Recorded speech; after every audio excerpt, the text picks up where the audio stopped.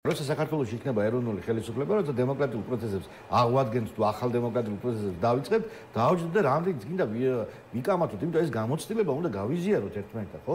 არაფერი დასამალი არ არის ამ ომში საქართველოს სამხედრო დანაშაულებები არ ჩაუდენია.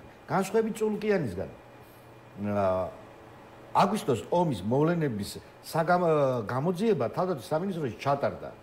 იმ ადამიანები და ის ადამიანები გამოიკითხა, ვინც მონაწილეობდნენ. და იცით რა გადაწყვეტილება იქნა მიღებული?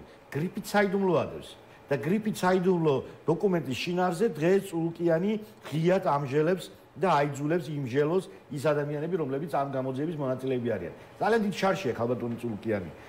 ერთი შარი ის, რომ სამშობლოს ღალატი ეს საშვილიშვილო დაგერ, რა ვიცი, ის გვახსოვს, რა ქვია, 3000 წლის წინამდე ჩადენილი დანაშაულებები და ეს დანაშაულებები კიდე დიდხანს იქნება ეს გვარსახელები. რაც უნდა ბევრი იყოს, ძალიან ბევრი არიან. ასობით არიან, ყველა გვარსახელები გვემართება. რადგან ეხლა თქვენ ოპონენტი არ ყავთ ხელისუფლებიდან, მათ პოზიციას მოგახსენებთ, ანუ ისინი ამბობენ, წულკიანი სულ ხას უსვამდა ამ კომისიაზე ხარ, რასაც მოусმინე, რომ ჩვენო სამხედროებს და რაღაცას არ ვერჩითო, ანუ და ეს პროცესი წამოიწყეთ, იმიტომ რომ უკვე სააგაში ყველგან დასრულდა სასამართლო, მოვიგეთ რუსეთი დაადანაშაულეს სტრასბურგშიც ყველგან და ახლა უკვე შარს ვეღარ მოგვდებენ და ამიტომ ახლა შეგვიძლია ეს ყველაფერი გამოვიძიოთ და სამხედროებს კი არა პოლიტიკურ თანამდებობის პირების წინააღმდეგ არის მიმართული, ვინც თქვა იმ დროს გადაწყვეტილებებს იღებდნენ. დაახლოებით ასეთი იყო პოზიცია ამის.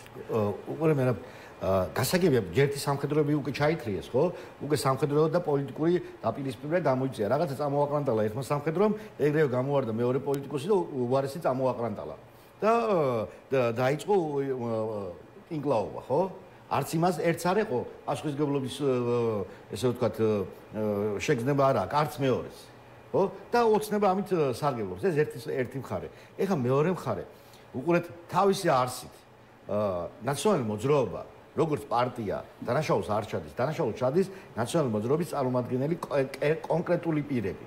და მათი დანაშაულის იმისთვის რომ მათი დანაშაული გამოიძიოს, ეს დანაშაულის იდენტიფიცირება უნდა მოხდეს. რა, ეხლა თეზზაობ იქნებ რამე დანაშაული აღმოვაჩინეთ? კონკრეტულად სამხედროებს დანაშაული არ ჩაუდენიათ სამხედრო, შესაბამისად ნაციონალური მოძრაობა სამხედრო აქტივობაში და მისი ჩინოვნიკები დანაშაულს ვერ ჩაიდენდა. იმ მხოლოდ იმ შემთხვევაში, იმიტომ ინსტრუმენტი იყო სამხედროები, ხო, გესმით ლოგიკა, ხო? მხოლოდ იმ შემთხვევაში მოვძებნით ამ ომში დანაშაულს, თუ სამხედროების დანაშაული აქვს ჩადენილი და ან ნაციონალური მოძრაობის მაღალჩინოსნების დავალებით, ან ამ დანაშაულზე ნაციონალური მოძრაობის მაღალჩინოსნების თვალი აქვს დახოჭული. სხვა მხრივ ვერანაირ დანაშაულს ვერ აღმოვაჩენთ აპრიორში და რაკი სამხედროები ჩართულია, შესაბამისად უნდა მოიძიოს თუ გვინდა ნაციონალურ მოძრაობას ესე ვთქვათ დანაშაული მოუძებნოთ, სამხედროების დანაშაული უნდა მოიძებნოთ და მე ორი ის არის, რა ქვია, ან ნაციონალური მოძრაობის წარმომადგენლის დავალებით მოხდა ეს დანაშაული, ან მათი თვალი დახუჭვით, ანუ არ მიაქციეს ყურადღება და დანაშაული დაფარს. სხვა არ არსებობს ბუნებაში. ანუ სხვა სფეროში იქ სულ იყო საუბარო პოლიტიკოსების მეტად იყვნენ ჩარეული ამ ომის დაგეგმვაში და ასე შემდეგ და ახაც ეს კითხვები იყო ხო კომისიაზე ჩვენ ნახეთ. ერთი წამით. მერე. ჩვენ თუ სამხედროებს გამოვიცხავთ ამ თემიდან და იძახიან რომ გამორიცხულია, მაშინ პოლიტიკოსების თემა აქ არის გადაწყვეტილების მიღება, დაეცვათ საქართველოს თუ არ დაეცვათ. ანუ გაეცათ პასუხი თავისი სუვერენიტეტი და დამოუკიდებლობა ქვეყნის დაეცვათ თუ არ დაეცვათ. თვითონ ამ გადაწყვეტილებას ისინი დანაშაულად ვერ იზავენ, იმიტომ ეს არის კონსტიტუციის დაცვა. ხო? მეორე თემა, მზად იყო ქვეყანა ამისათვის, თუ არ იყო ქვეყანა ამისათვის. მაგის პასუხიც არსებობს, ხო? არასდროს არც ერთი სახელმწიფო თავდაცვითი ომისთვის მზად არ არის.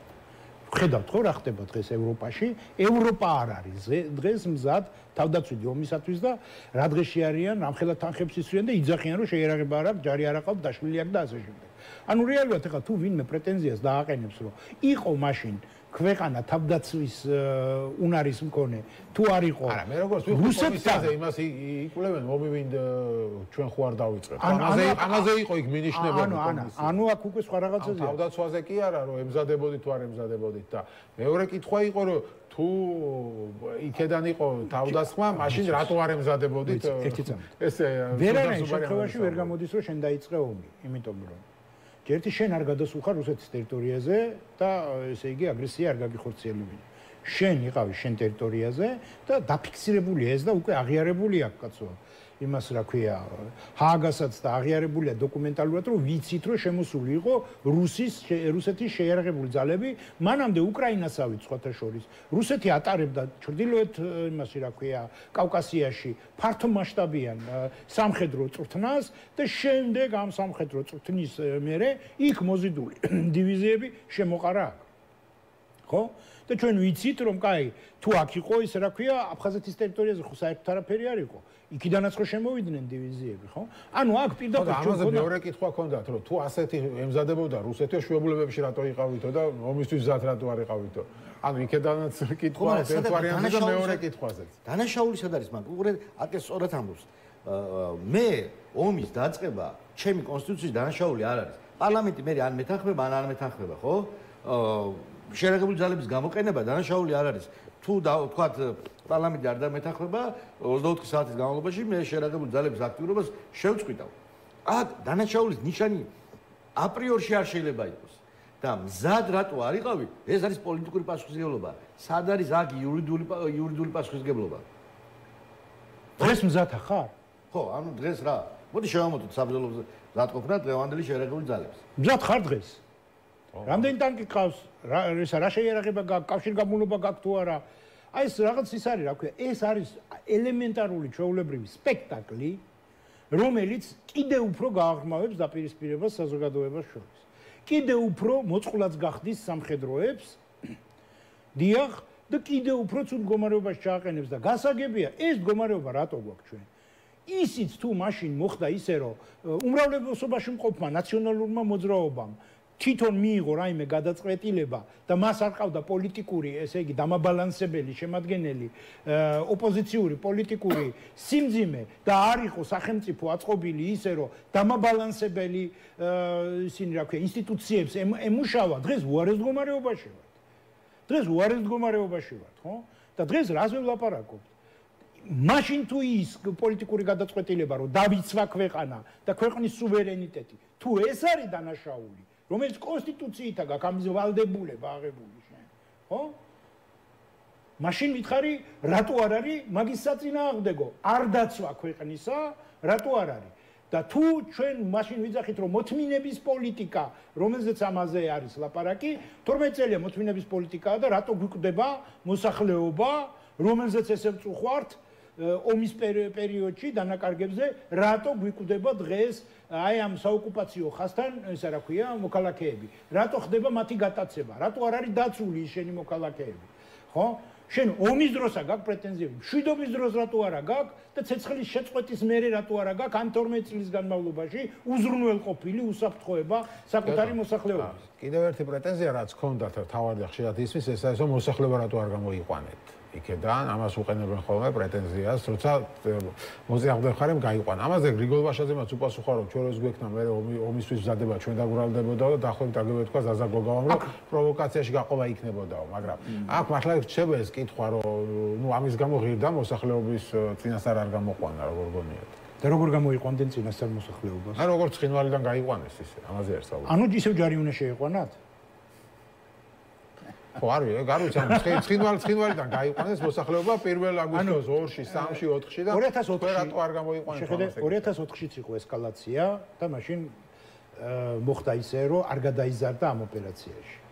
შემდეგ 2006-შიც იყო კიდე ესეთი ისინი და ხშირად იყო იქ ესეთი თემები, როდესაც ისინი ისროდნენ. დაზაბულობის პიკს აღწევდა და არ გადადიოდა ომში. არ გადადიოდა ომში, მაგრამ 2008-ში იმ წინა იმეებისგან განსხვავებით აქ მოხდა ისე უკვე რომ რუსეთმა დაგეგმა და ეს თვითონ აღიარა მედვედევმაც და აღიარა პუტინმაც რომ ეს იყო მათი დაგეგმილი ოპერაცია და ეს იყო პასუხი ამ ყველაფრის.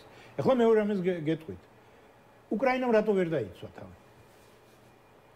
მიუხედავად იმისა, რომ უკრაინა არის ევროპაში იმყოფება, უფრო მეტ სახელმწიფო უჭერდა მხარს. ოლიმპიადის დღეს, იმაზე, ყველაფერი გამოიყენეს, რომ სოფლიოს საზოგადოების ყურადღება იყო მოდინებული და რუსებმა ჩაატარეს ჰიბრიდული ოპერაცია, რომელიც გადაზარდეს ცხელ ომში. ხო? იგივე გააკეთეს რუსებმა უკრაინის მიმართულებით. რა უნდა გაეკეთებინა უკრაინას, რომ ის ორი ომი აერიდებინა? რა უნდა გაეკეთებინა? ანუ ესე იგი გადაერჩია ხელისუფლება სასწრაფოდ, დენაციფიკაცია, დემილიტარიზაცია, განიარაღება და ისა რა ქვია, ეს ყველაფერი თავისით ჩაეტარებინა და დანებებოდა. ანუ აქაც იგივე სიტუაცია. როდესაც მტერმა დაგიგეგმა და რუსეთმა დაგიგეგმა და პირველი არ არის რუსეთის მხრიდან, როდესაც ის შახმატის დაფაზე გილაგებს ფიგურებს და შემოყავს ჯარი, რომ ის უკან გამსვლელი არ იყო. თორე 2000 გვამი იპოვეს სამშვიდობო ძალების, პირიქით, მთელი ეს ომი ისე მოხდა, რომ ერთი სამშვიდობო რუსი ოფიცერი არ დაღუპულა. არ დაღუპულა, პირიქით, აქეთკენ მოგვიკლეს ქართული კონტინგენტიდან სამშვიდობოში, რომელზეც პასუხისმგებელი ისევის გულახმოტევი იყო, ხო? ანუ რეალურად ჩვენ დავინახეთ, რომ ვერაფერი დანაშაულიც ვერ უპოვეს სამხედროებს. ამიტომ თვითონ პოლიტიკური გადაწყვეტილება იმისა, რომ დაგეცვა ქვეყანა თუ არ დაგეცვა ქვეყანა, რომ ქვეყანა დასაცავია და კონსტიტუციით აქვს შენ ამის ვალდებულება აღებული, აქ შენ იურიდიულად ვერაფერს ვერ იპოვი დანაშაულს. მორალურად, ახლა ეს როგორი თემაა, იცი? მორალურად დღეს ეს პროპაგანდა არის, თორე ზუსტად ხდება პარალელურად თუ ეს არ არის რუსული კლიშედან წამოსული, რატო აკეთებენ აი ამ პროცესის დაპარალელებას უკრაინის ამბებთან. ზელენსკისთან რატო აბავენ ამას ყველაფერს? რომ როგორც ზელენსკიმ გაწინა საკუთარი მოსახლეობა, ისე გაწირა, მან რა ქვია, მაშინდელმა ხელისუფლებამ ის მოსახლეობა. არ ვიცი. ეს არის უბრალოდ ჩვეულებრივი პროპაგანდისტული სვლა, რომელზეც არის საზოგადოების გარკვეული ნაწილი წამოგებული და ეს უბრალოდ ხდება ყურადღების გადასატანად. გასაგებია.